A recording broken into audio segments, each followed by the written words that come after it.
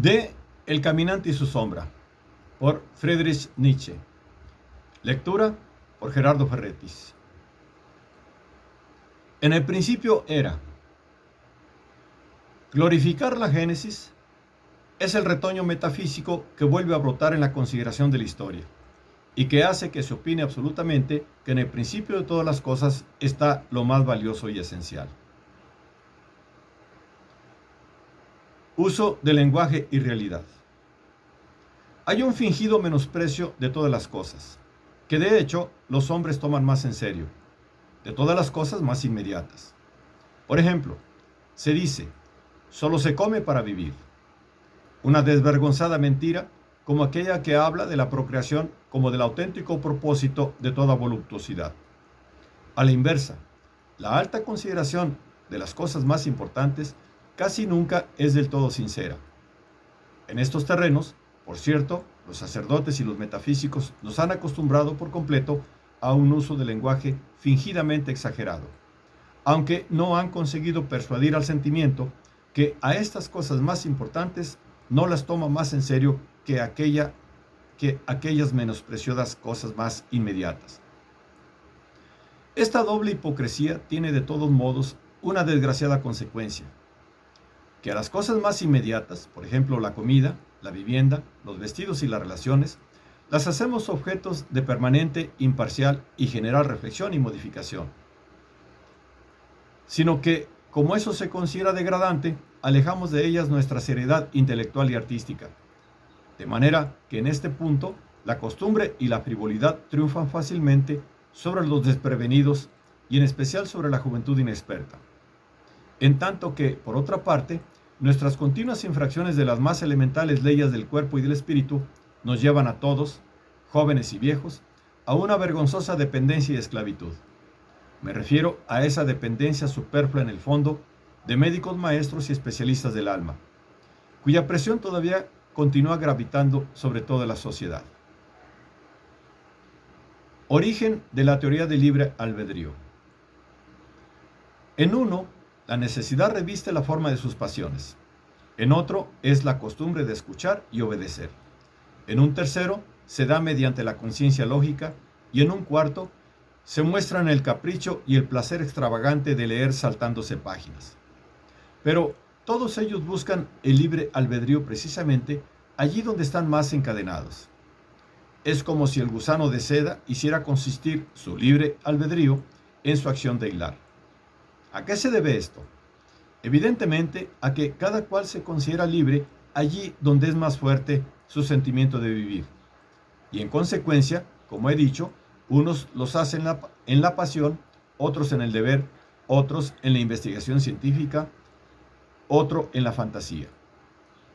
Involuntariamente, el individuo cree que el elemento de su libertad radica en aquello que le hace fuerte, en lo que anima su vida. Vincula dependencia con torpeza e independencia con sentimiento de vivir, como parejas inseparables. En este caso, una experiencia que el hombre ha adquirido en el terreno político y social la traspasa indebidamente al campo de la metafísica trascendental.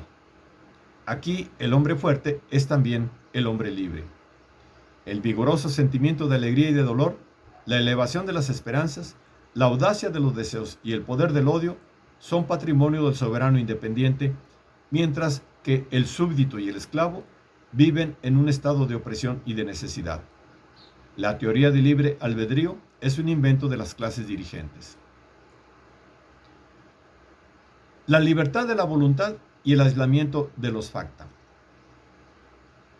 Nuestra habitual e imprecisa forma de observar toma un grupo de fenómenos como si fuesen uno solo y lo denomina un factum.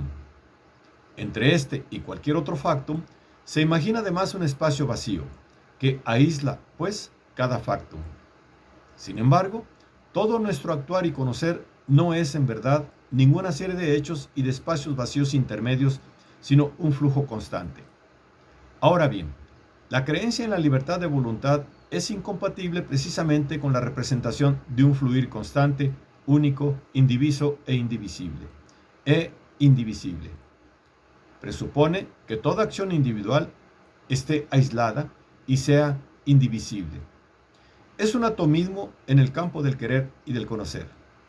Así como comprendemos imprecisamente los caracteres, de la mismísima manera lo hacemos con los hechos. Hablamos de caracteres idénticos y de hechos idénticos. No existen ni unos ni otros. No obstante, elogiamos y censuramos solamente bajo este falso presupuesto de que existan facta idénticos y haya un orden jerárquico de géneros de hechos al cual corresponda un orden jerárquico de valores. Así pues, no aislamos tan solo el factum individual, sino también, por otro lado, los grupos de hechos presuntamente idénticos. Acciones buenas, malas, compasivas, envidiosas, etc. En muchos casos equivocadamente. La palabra y el concepto son la razón más evidente de que creamos en ese aislamiento de grupos de acciones. Con ellos no solo designamos las cosas, originariamente opinamos que por ellos captamos la esencia de las mismas. Todavía ahora, palabras y conceptos nos seducen constantemente e imaginamos las cosas más simples de lo que son, separadas unas de otras, indivisibles, siendo cada una en y para sí. En el lenguaje está escondida una mitología filosófica que en todo momento resurge por muy prudente que sea, por muy prudente que se sea. La creencia en la libertad de la voluntad, es decir, en los hechos idénticos y en los hechos aislados, tiene en el lenguaje su misionero y su abogado permanente. La mediocridad como máscara. La mediocridad es la más afortunada de las máscaras que puede llevar el espíritu superior, porque no hace pensar a la mayoría, es decir, a los mediocres en su enmascaramiento. Y, sin embargo, por eso precisamente se la pone aquel, para no irritarlos, y aún no pocas veces por compasión y bondad. El trasplante intelectual y corporal como remedio. Las distintas culturas son climas espirituales, cada uno de los cuales resulta nocivo o saludable para un determinado órgano. La historia en su conjunto es la ciencia de los remedios, pero no una terapia única. Por eso hace falta un médico que utilice la ciencia de los remedios con vistas a situar cada uno en el clima que le conviene, bien durante un tiempo o bien para siempre. Vivir en el presente, inmersos en una sola cultura, no basta como prescripción universal, pues perecerían ahí una buena parte de individuos infinitamente útiles por no poder respirar en buenas condiciones. La palabra áurea. Al hombre se le pusieron muchas cadenas, a fin de que olvidase comportarse como un animal. Y verdaderamente él se ha vuelto más apacible, espiritual, alegre y sensato que todos los animales. Pero ahora sufre por el hecho de haber llevado cadenas tanto tiempo, y por haberle faltado por tanto tiempo el aire sano y libre y el libre movimiento. Pero estas cadenas son, lo repetiré una vez más, los errores graves y a la vez sensatos de las ideas morales, religiosas y metafísicas. Solo cuando la enfermedad de las cadenas sea superada, la primera gran meta será alcanzada verdaderamente, la separación del hombre de los animales.